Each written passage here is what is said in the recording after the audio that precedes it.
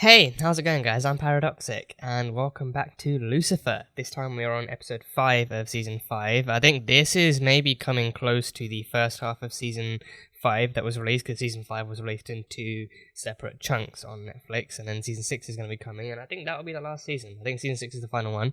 It's been a while. It's been a while since I've actually watched Lucifer, so coming back into this is going to be very, very fun. But last time we had episode 4, which comes before 5, not after 5.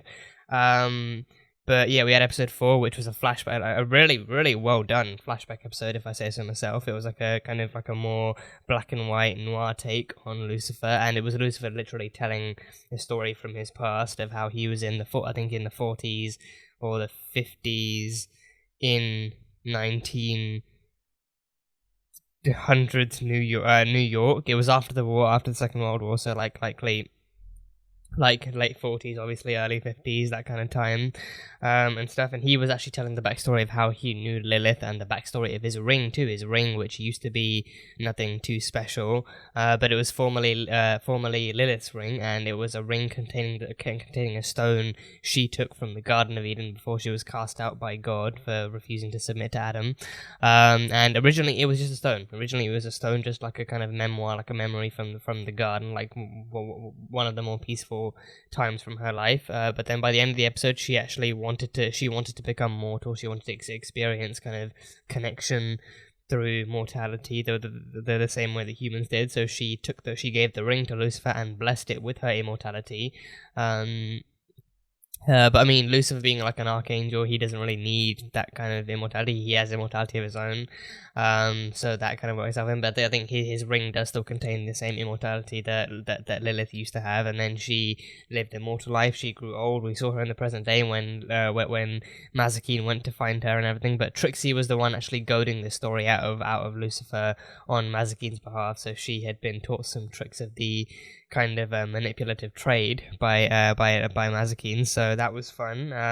But yeah, it was quite a fun, like a kind of flashback episode showing Lilith's history. We had some kind of like character swapping, like we had Linda in there. We had a bit of we still got the kind of classic kind of Chloe and Lucifer working together, with Chloe having played Jack Monroe. She played like a gender swapped Jack Monroe and everything. Kind of gender swapped. I mean, they still kind of passed him off as a guy, but it was just kind of, like a Lauren German playing him and stuff, which was very, very fun, very fun. And they brought Trisha Helfer back as well. She played Jack's wife, Shelley. I think I think it was Shirley. And they kind of had relationship issues of their own, which they sorted out by the end of it, so that was fun.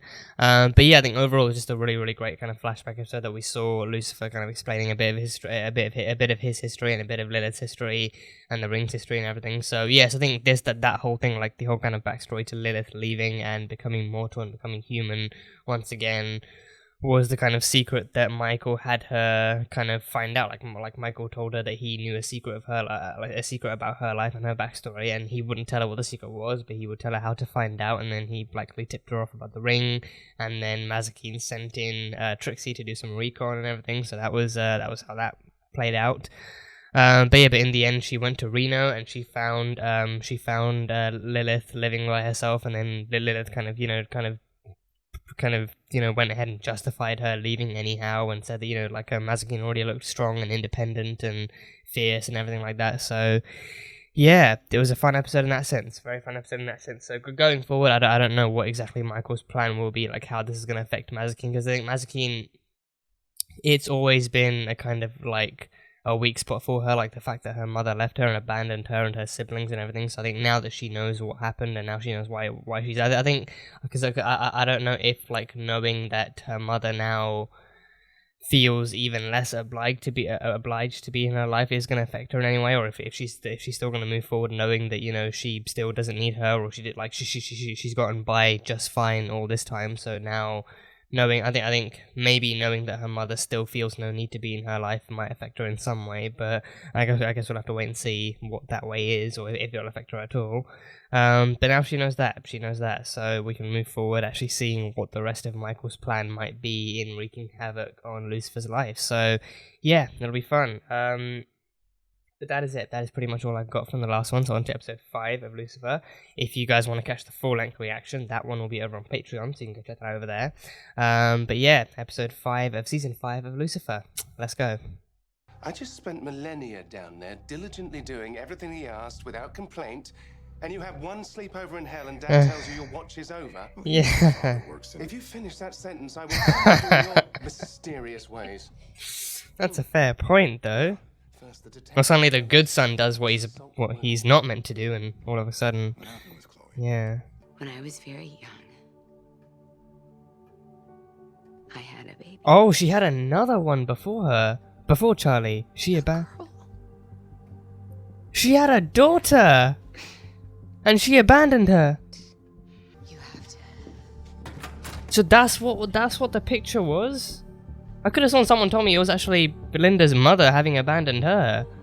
So that must have been what the picture was then. It was her, a younger Linda with a baby girl. Oh. Oh, a nun was killed. Who would kill a nun? That is years of bad luck, surely. That is surely years of bad luck. Oh, asphyxiation, most likely. How long do you think until we could get here? Whoa, is he there already? Oh, of course. Angel. And all that. Wings, is he there already? Oh no, Amenadiel. Oh, Amenadiel's here. Okay. How can I help you, Chloe? Okay, oh. Okay. That's gonna be interesting, seeing Amenadiel and Chloe working together. Real police work looks very boring. Look. Yeah, it's not always car chases and gunfights. Yeah, sometimes it's paperwork. Chloe, I can't expose myself to them. Oh. Well, that's one crucifix you can't show them. Lucifer's mojo. Do you have the same effect on people? Sorry, Oh, Jesus. When I held her, well, there was no denying that she was mine. And I was her mom. And I didn't have the strength to raise her. What about the person who knocked her up then? Where were they? Because definitely sounds like a hookup turned into a pregnancy. So. Or, I don't know. I don't want to think about it being darker than that, but I don't know. When the nurses. She seems good. What? She seems really good. appreciate you talking. How and why do you know that? How? I feel like I can What? tell you anything. I'm not sure.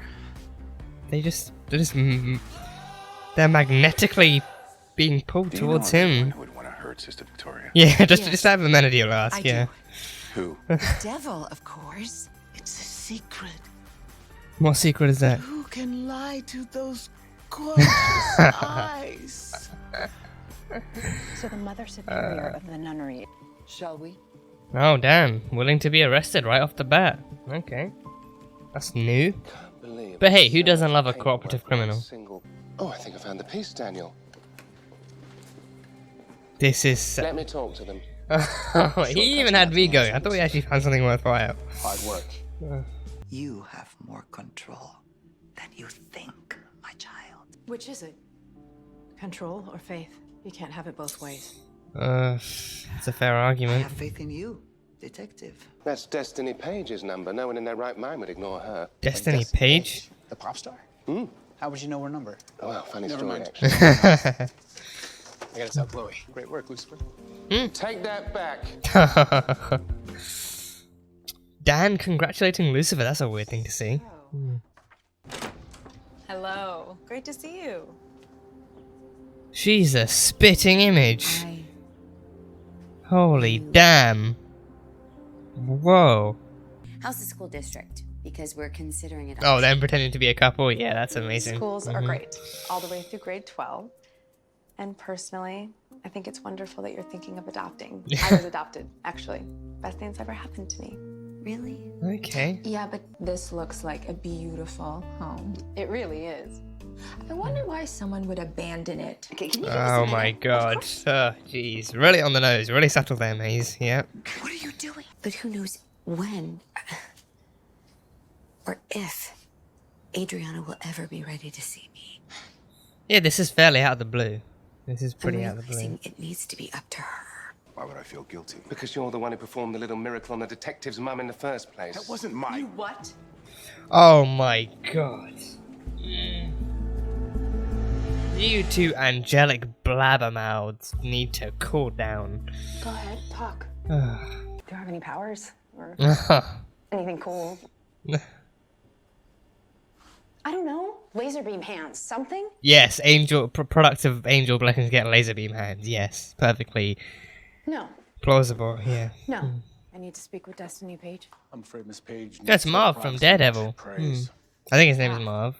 Well, But he's from Daredevil. Hank, Well, I thought she might tell me about the murder, given how pious she's supposed to be.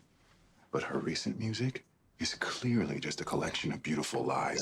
Murder. I went to goat yoga after. It fell out of my pocket, and A lot of destinations under her belt, they ate huh? everything. Are you saying a goat ate your alibi? That's goat yoga is a thing?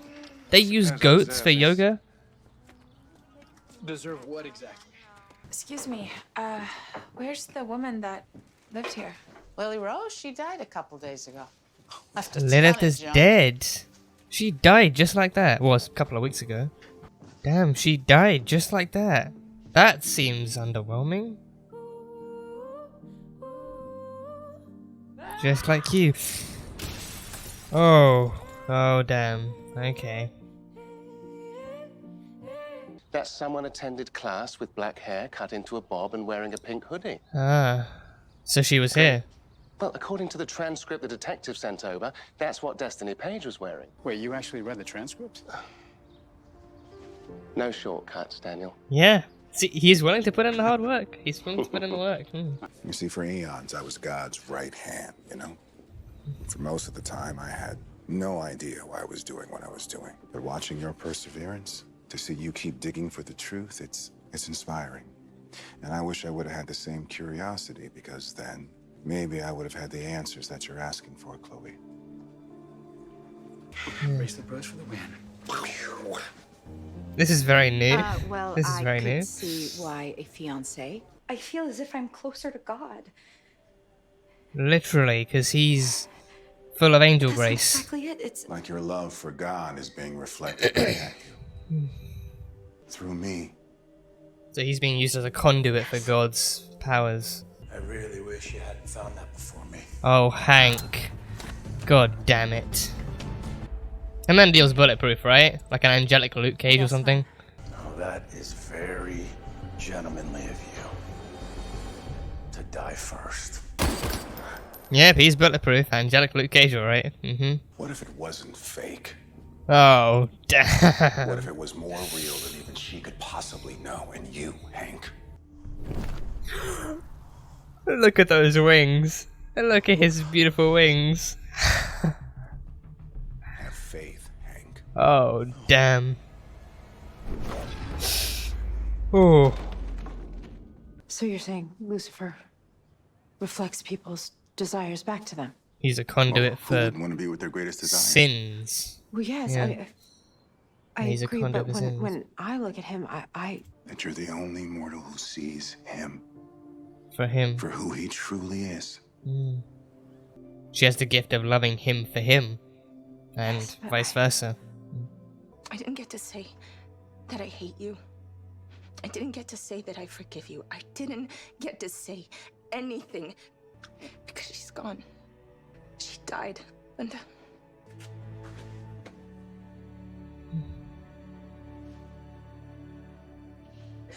you choose to be vulnerable around me. I choose. Free will. She's the one person you're willing to die for. The one person you take a bullet for. Yeah. Then I choose to be vulnerable around you.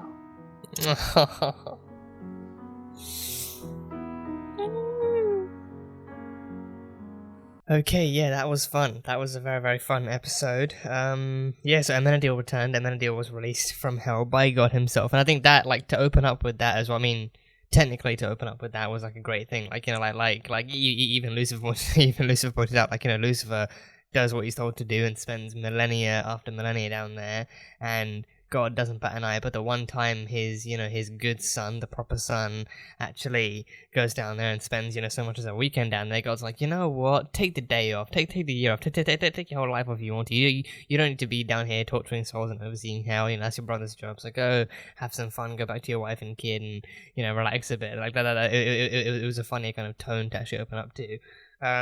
But the actual opening of the episode was Lucifer offering to help Chloe get some closure out of the way, and actually offering to help her burn a gift. I don't know if there was any actually in the box. I think it might have just been like an empty box, but the outside would be in the placebo effect. Don't know if I'm using that term correctly, but the outside kind of passing it off as a gift, and her being a gift to her parents too. Like her being a gift, burning a gift was like an interesting way to open up that section of the episode, to open up the tone for what this episode story was a great way to open it. So that was fun. But yeah, we had some interesting team up dynamics in this episode too. So we had Amenadiel and Chloe working together, and Dan and Lucifer working together. So I think they had very, very interesting shifts in tone. Dan and Lucifer, that they unarguably had a much more comedic kind of backdrop to them. They are two characters who usually do not get along. They get along interestingly enough, well enough. But as characters, that they do have Lucifer is known to kind of mock him and belittle him and poke fun at him whenever he gets a chance, and Dan just kind of puts up with it and does his work, and he's that kind of character. So to see Lucifer and Dan actually working together for a change was a very, very interesting change at that. So in that sense, I think I didn't really expect I didn't expect anything too serious or too dramatic from them, and they pretty much delivered on that front. It was still interesting to watch them because there was still that kind of comedic value to them, but then at the same time it's these guys are actually getting along well. At certain points they're actually having a conversation, they're actually talking about the work. Dan is not just visibly holding back the urge to walk away or punch him, but he's also he's actually trying to get along. He's actually trying to get along with Lucifer, actually talking to him like he's a person, like he's an actual consultant and everything. So that was fun to watch, because I think if it was constantly non-stop bickering and back and forth and stuff like that, it would get very odd very quickly. But actually showing scenes where they're actually holding up a conversation together and actually contributing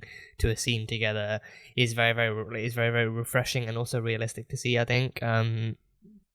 But I think that kind of combination of different tones and different scenes definitely made for them two being a nice duo that I actually would like to see more of. I actually would like to see more, because I think as much as I've enjoyed the fact that Lucifer kind of hilariously pokes fun at Dan and Dan puts up with it, I've always wanted to see a scene or an episode where they actually manage to work together, where they're actually okay with being around each other, where they actually communicate on a equivalent kind of wavelength and stuff. I've always wanted to see something like that. So this episode delivered greatly on that front. I really enjoyed them actually being at the yoga, the goat yoga thing, and them actually going through paperwork together at the police station. I think as funny as some of the moments were, I think those moments where they're actually serious and talking to each other and actually being together made it all the more worthwhile and stuff. So yeah, because I think the foundation of their kind of on-screen relationship is definitely Lucifer calling him Detective Douche, and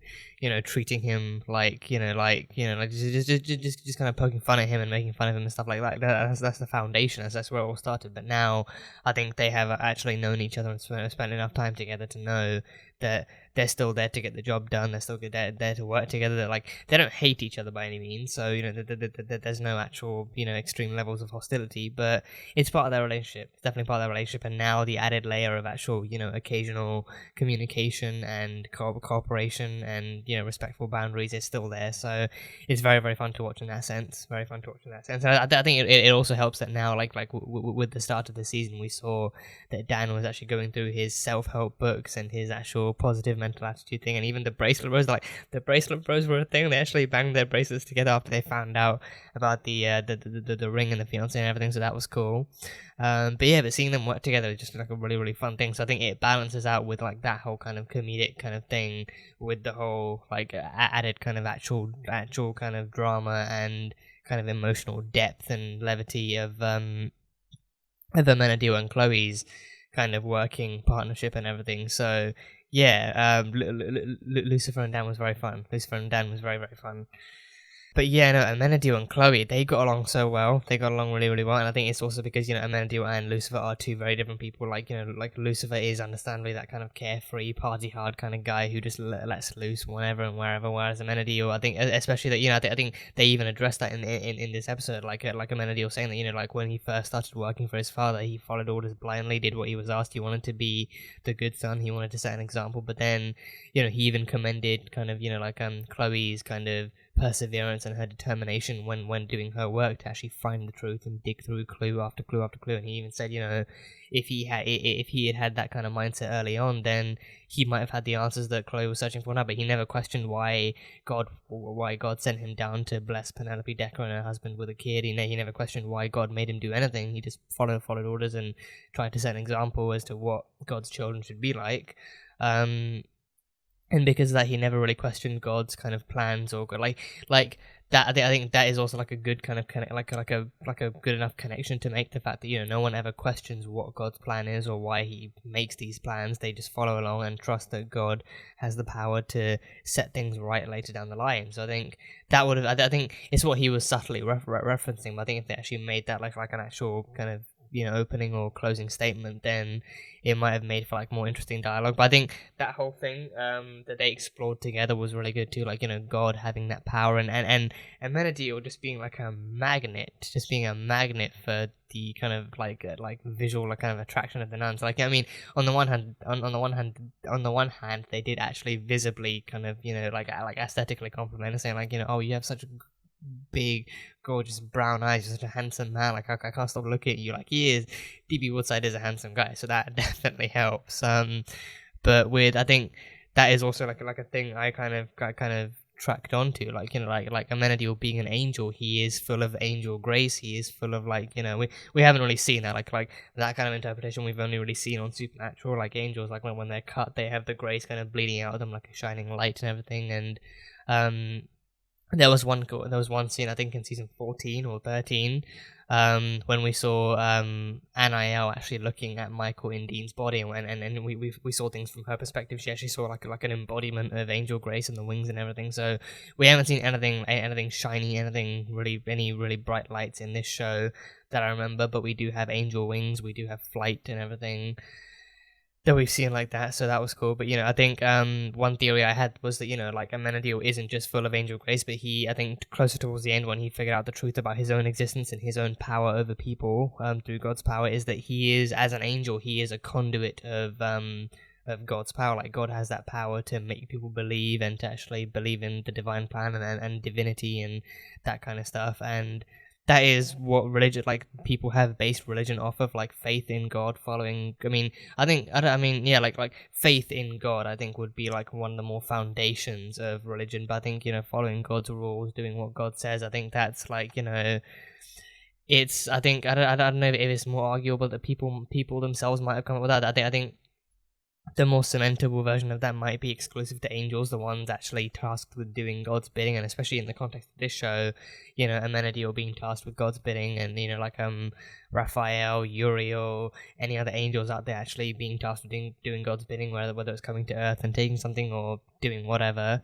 But with humans, I think like they actually do come up with rules themselves that they think God might actually ask them to follow, and then they brand it as God's rules. So there's no official kind of rule book, but people have claimed that okay, God is an all-powerful force, he would want us to do this and that and the other, and then they've kind of passed that on to other people.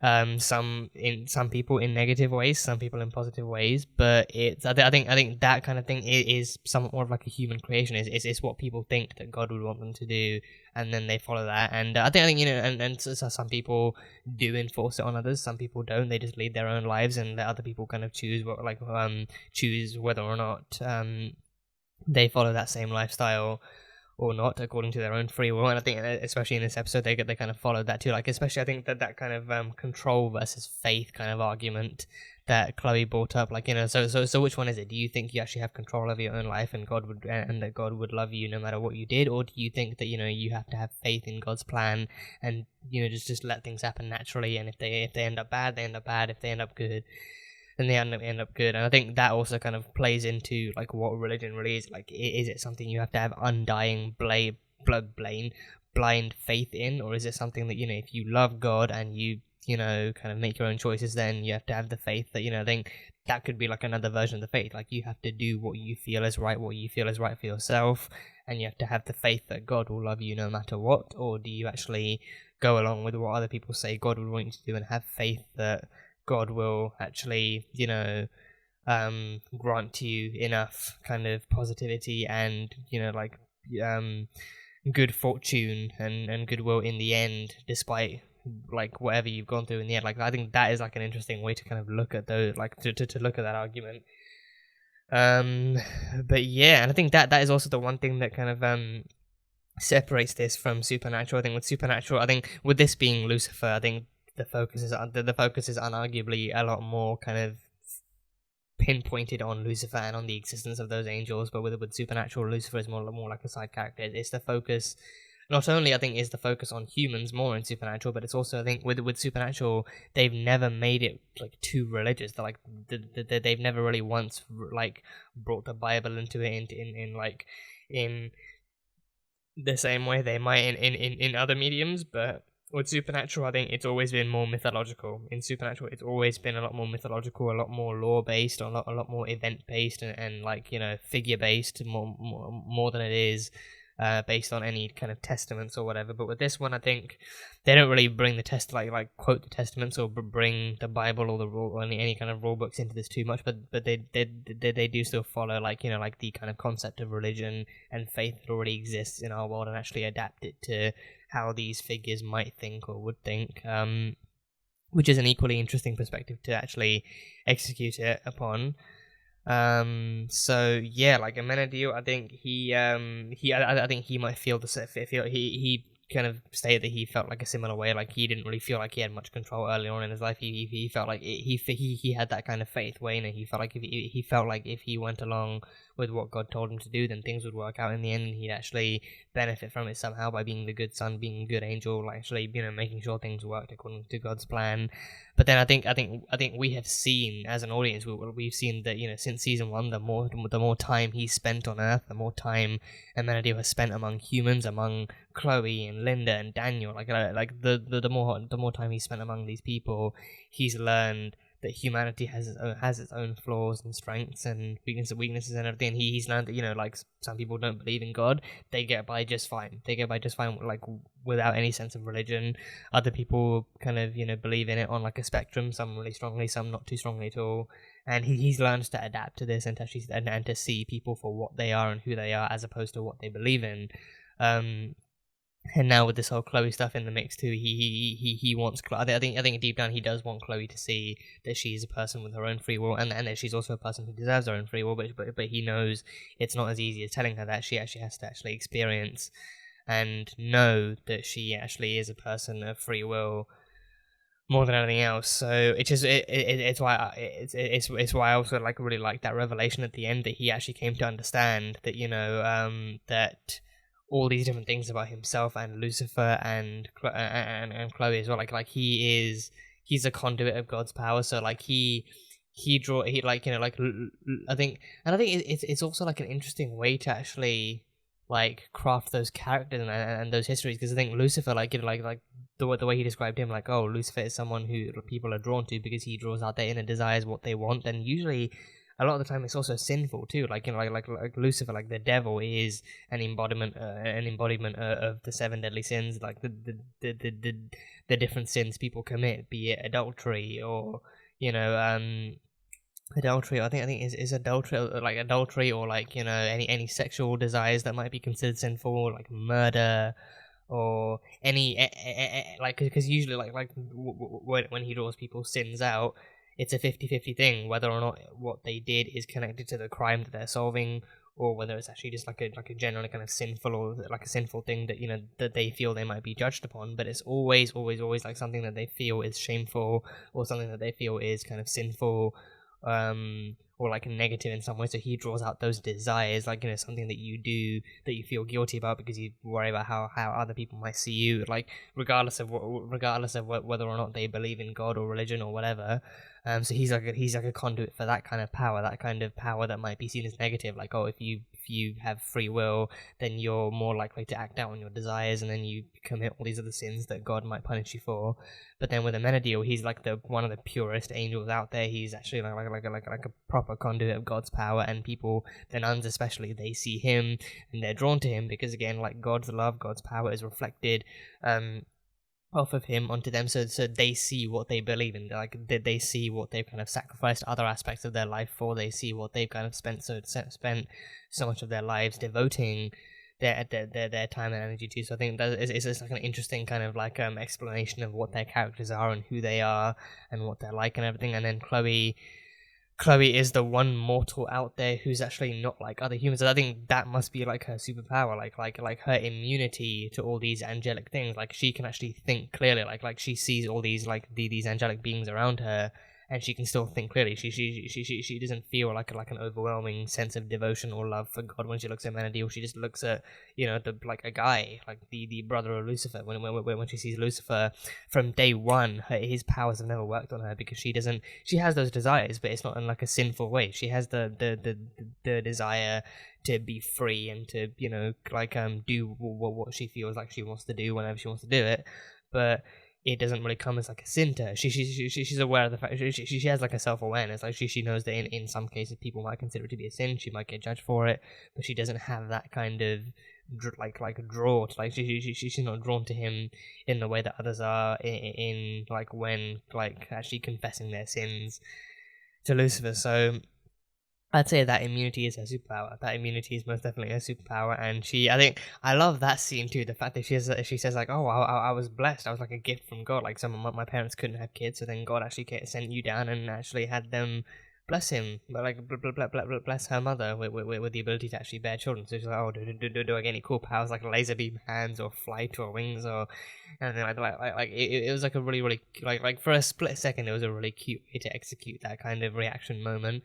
And also like her reaction to finding out that Amenadiel actually blessed her parents with the ability to have kids too. I think she was understandably pretty understandably more peaceful towards Amenadiel than she was with Lucifer. Like with Lucifer, it was like a fairly negative thing, and she was like, she needed time and space to get away from him and to actually think about stuff. But then as soon as she finds out that Amenadiel blessed her parents with kids, it's like she's understanding. She's not immediately shouting at them. She's not like yelling, and I think more than anything, it's a contrast to how she actually sees Lucifer and Amenadiel. Like, Lucifer is a guy with many secrets. He's a guy with a huge past. He's a guy who's done stuff, and he's the devil. So when you find out that someone is the devil, like, you know, like knowing what you know about the devil, it's not exactly the easiest thing to overcome. But then Amenadiel, he's a literal angel of God. He's a warrior. He's, you know, like a giant teddy bear, like Mac from Agents of S.H.I.E.L.D.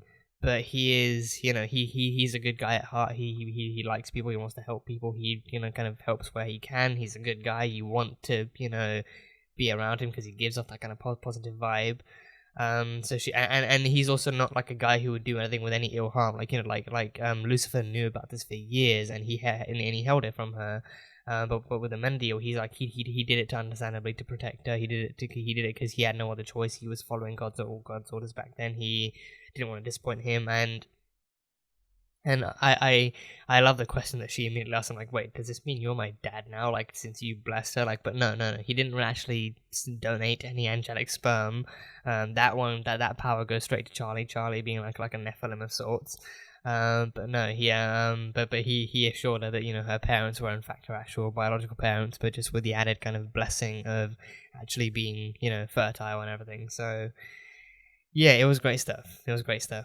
And then yeah, we had the more Linda backstory on her daughter, and yeah, so that picture, right? That picture that we saw earlier in the season of Linda holding like a younger woman who looked like her. Someone, I think it was someone in the comments of that who told me that, you know, like it actually must have been her mother who who mistreated her when she was a child, or abused her, or abandoned her, or something. So I was like, okay, that must be her mother. But then now in this episode, Linda mentions that she actually had her birth years ago when she was like 16 or 17. Where she actually had like another, like where she had like her first child, her first baby girl, Adriana, which is a beautiful name and a beautiful woman, by the way. I think that is one of the first things I noticed. I thought, one, she's very, very pretty, but also that she has that same kind of thing going on. Like the casting was done great, that the casting was great, but she also had that same thing that Lilith and Mazikeen have, where she's almost like the spitting image. I mean, with the whole Mazikeen thing, it was easier to pull off because I think she had, like, having given up her immortality, she became mortal. She actually started to age and everything, but then back then she would have looked understandably much younger, so it was easier to actually cast Leslie Ann Brandt in the role of Lilith for the flashback episode. But with this one, you know, she's still she like, you know, you can still very, very easily tell, yeah, this is definitely Linda's biological daughter. She's definitely Linda's daughter. She's got the same hair, the glasses, the same smile, and everything. Like she definitely has that whole kind of, you know, like younger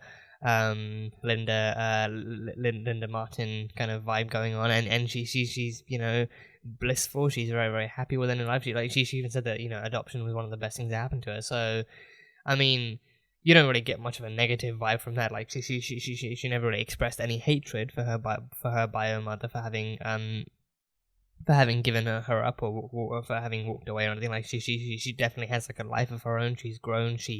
Whoever adopted her clearly gave her like a great life that, you know, that they were equipped and ready to actually give her. But I think that is also a thing that I'm glad they explored, and I actually enjoyed them exploring it. Like the fact that Linda, she explained back then that she did not give Adriana up with any ill intent. She like, if she felt like she was ready, she obviously never would have actually given Adriana up. But she had Adriana at a time when she was actually, she was 17 years old. She was barely old enough to actually look after herself, let alone look after another human being. So she felt completely unprepared, and even, like, you know, like for a split second when she was holding her own baby, she felt blissful, she felt happy, she felt like she was actually looking at herself and felt happy for this little human being that was born. But then the moment she was taken away and the reality of it dawned on her, she was like, okay, this is really, really big stuff. I am expected to look after the child, and it's something I'm actually not ready to do, be it mentally or physically. So, you know, and especially her being 16 and 17, it definitely felt like, you know, it was either like a hookup. You know, it was either like a hookup gone wrong, like ending up in a pregnancy, or it's like an unplanned pregnancy. But whoever knocked her up was just nowhere in the story. Like, you know, like Linda never really mentioned them, or actually mentioned where they might be, or like if she actually told them that she was pregnant, and if they ran off, or what happened. So don't know what happened there. But I think the important part of that story that she mentioned was the fact that, you know, she had this child, she loved her dearly, but she couldn't really give her what she needed as a child, what as a child that Adriana actually deserved in life, to grow up healthy and happy and in a secure kind of life. But Adriana was lucky enough to actually find a family that did. She was lucky enough to find a parent or parents that, you know, who were prepared and were willing to give her what she needed, and she grew up great. She has, I think she's like a real estate person now. She has like a face on buses and everything, so she's semi-famous. But yeah, she looked happy, she looked fit, she looked healthy, she looked, you know, just perfect, like an angel and everything. But I like that they actually like explored that kind of backstory for Linda. Like Linda herself, like the actress, did a great job actually kind of, you know, conveying that kind of pain behind her voice. The fact that, you know, she thought that she's like, not a day goes by that she doesn't miss her daughter, not a day that goes by that she doesn't think back to what happened that day and how much I think the regret might be the pain she feels in actually leaving a child alone like that, like the abandonment. But I think she knows that, you know, to this day, she knows and understands that it was better for her to actually try and live her own life before she tried to take on another one. And now she's happy. Now she has another kid that she's actually able to take care of, that she's actually prepared to take care of. She has a great partner by her side too, in the form of Amenadiel and everything. So I think that's like the difference. Like, you know, like someone can't have a kid unless they know and are willing to, you know, to actually raise it and to look after it, and they know that they're ready to be a parent. I think the readiness is like a kind of controversial topic, because, like, you know, like someone can be willing to have a kid, but they might not be fully kind of like ready at any point in their lives, and like people's kind of mindsets can fluctuate. But if they feel like they are actually ready and they push themselves into some kind of a position, then things can happen. But with Linda, she clearly wasn't in that position as of yet. She wasn't in that mindset, and I think especially hearing Mazakine's story too, that like Mazakine hates Lilith for what she did, for abandoning her and her siblings, and for leaving her to fend for herself in hell all those millennia, and leaving her behind. And even when she went back, even when she tracked her down and went back to Reno to find her, she still was pushed away. Lilith never really acknowledged having left her or actually apologized for it in the first place. But she said, clearly, what I wanted for you worked out. I wanted you to be strong and independent and to fend for yourself and to, not need anyone else to lean on. And it worked. Look at you, you're a strong badass now, which she is. But she also it's why she has, connection issues and abandonment issues too. So. Yeah, and everyone else, like Lucifer is still with her, but he's kind of abandoned the whole kind of, pact and connection that he originally had with her, which has affected her. And then Eve needed to find her own way, and she left her. So she, people keep coming into her life and then leaving her and everything. And even Lucifer going back to hell without her doesn't really help, because she thought, that they had that connection before, but now that's gone. So Maze, understandably, she walked out in the first place when Linda first started to explain how she had a child before that she let go of, but then she actually came back, and we had a beautiful scene with her and Linda, where Linda explained what happened, and she actually explained her pain and her loss and everything. So yeah, and I think that's also an interesting thing to broach, where I think she might regret not being able to get to know her, but she doesn't regret giving her away, because she knows that for her herself, she never opted to get rid of the baby in a really, really harmful way once it was born, but she knew that she wasn't the right one for her. I mean that's debatable, because she did kind of walk away from. She did actually walk away from the baby when it's when the nurses weren't there, that she knew she was alone. She knew she had a getaway plan or something in store, so she just walked away and just never looked back. So that's kind of, I feel like that might be somewhat controversial. If she had then instead, I mean, given maybe because she was 17, given maybe it was a different time, so adoption wasn't as easy, or maybe it wouldn't have been as easy for her to actually give the baby away to someone new or someone better, then it might have proved more complicated. But then I think in that moment too, her mindset kind of was all over the place. She was scared, she was anxious, her mind was running wild. She wasn't really thinking straight. So then she figured the best option for her would just be to leave and never look back. And then even then, if the parent is missing, then the nurses would likely kind of take matters in their own, would be forced to take matters into their own hands and actually do something worthwhile. So that worked out. But yeah, I think that might be her regret, the fact that she didn't really get to know Adriana when she was born or as she was growing up, but she still she doesn't regret actually giving her away, because she knows it wasn't the best thing for her, and now she gets a second chance. And I think going forward, I actually would like to see her get to know Adriana. I actually would like to know her actually unveiling herself to Adriana, to actually getting to know her. I mean, it's going to be a heavy scene, her actually revealing that she is her biological mother, and then that's going to be a heavy scene, them exploring what originally happened and why it happened, and then things might be said, tensions might be risen. But I think in the end, I can definitely see that them actually patching things up and actually getting to know one another, and Adriana maybe even meeting her younger brother, years younger brother Charlie, and actually getting to know him. I don't know how well they might integrate Adriana into the story of Linda, but I would very, very much like to see Adriana and Linda actually reconciling and actually meeting and actually getting to know each other. And I think, given the age she's at, I think we haven't really seen much of her. We haven't seen much of her as a person. We've seen who she is now. We've seen where she's at now, but we don't know who she is as a person and what her thoughts on her history is like. If she actually wants to meet her bio mother, or what she thinks about having been given away at such a young age. But yeah, I mean, she seems happy enough with the background she has, with the kind of upraising she was given by her adoptive parents, so that's good at least. But yeah, I would personally love to see her story actually intertwining with Linda's, and Linda actually taking the time to bring her into her life and get to know her as comfortably as she's capable of handling.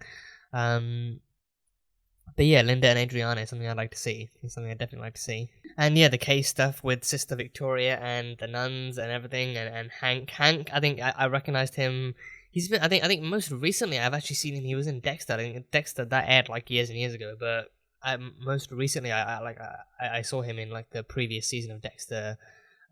He played like a serial killer that Dexter ended up killing and everything, so that was fun. But I think initially that I like, given that this was more recent and he actually looked considerably older and stuff, I actually recognized his look being closer to that of I think it's Marv. I think his character's name in Daredevil is Marv. He's the guy who makes Daredevil's suit and everything, and he's under Daredevil's protection and everything, so that's cool. But I recognize him as Marv from Daredevil. So he played the bodyguard in this, and he was engaged to Sister Victoria. And he was also he was. I think if he was an atheist, he was a fairly violent atheist. He was very, very explicit and vocal about his non-belief in religion or God or any of that kind of mighty celestial stuff. So he kind of felt that he lost both Destiny and Victoria to religion and to the convent and to this belief in God and a higher power and everything. So he was very very angry about that. But I think that scene where he's Amenadiel is basically like an angelic Luke Cage. He's just bouncing bullets off his chest. I mean, he's gonna need a new shirt, but that scene where he does kind of just take bullets to the chest in front of Chloe and everything was really badass. And him unleashing his wings and everything, again, Lucifer doesn't have the flashy bright light CGI that Supernatural does, but they still have giant wings. I mean, Supernatural doesn't even have wings. If you do get wings, it's like lightning starts striking, lights start flashing, and you see the shadow of the wings on the wall or the ceiling or whatever. And if they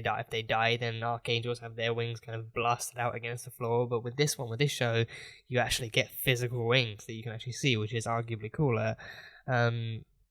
So this one, he actually, blasted his wings out and used like a wind rush to knock Hank on his feet and everything. So that was fun.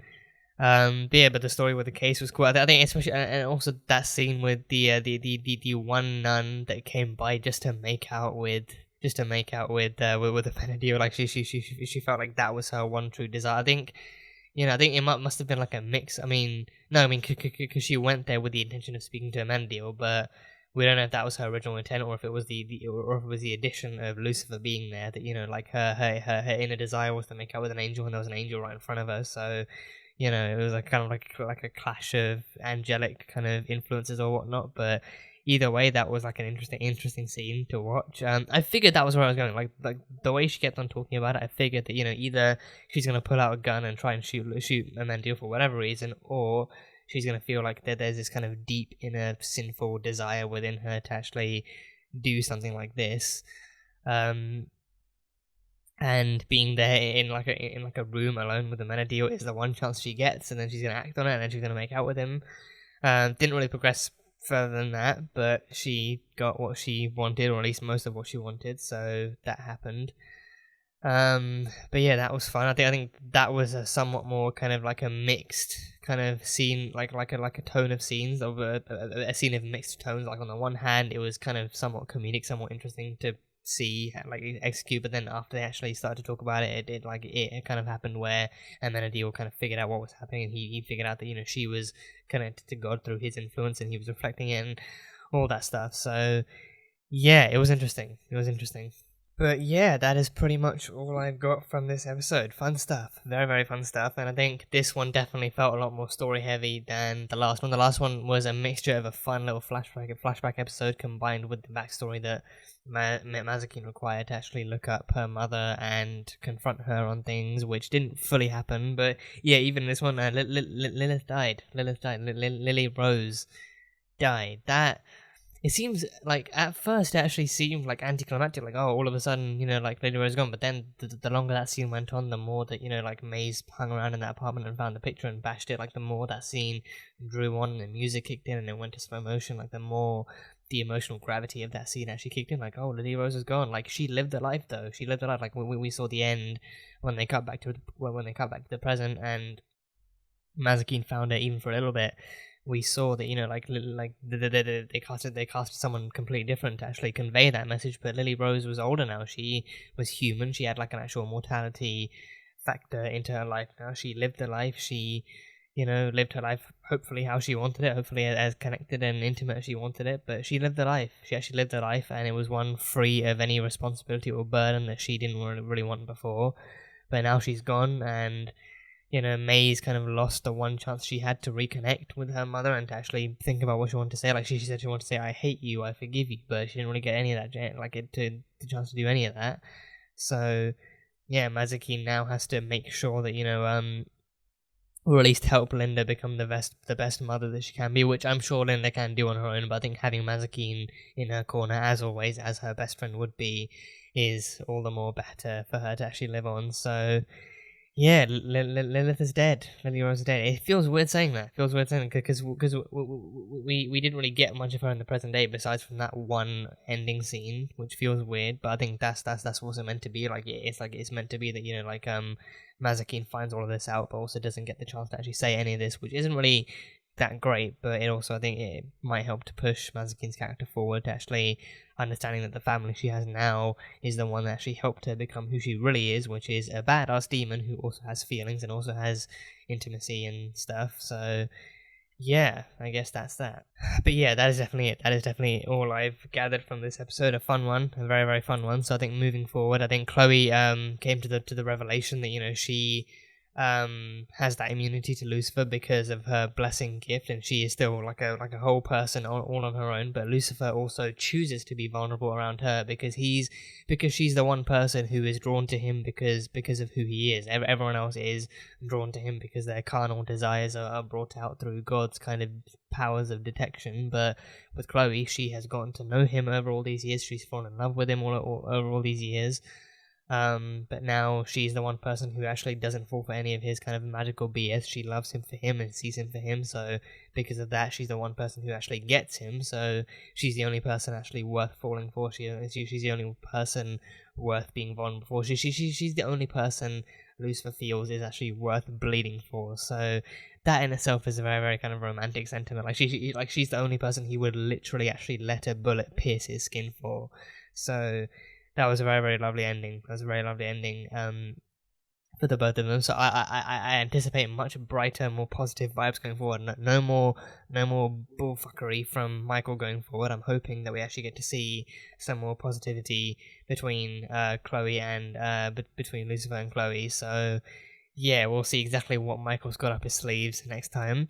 But yeah, that was Lucifer, Season 5, Episode 5. So as always, thank you guys so much for watching this video. If you guys enjoyed it, then salt and burn that like button.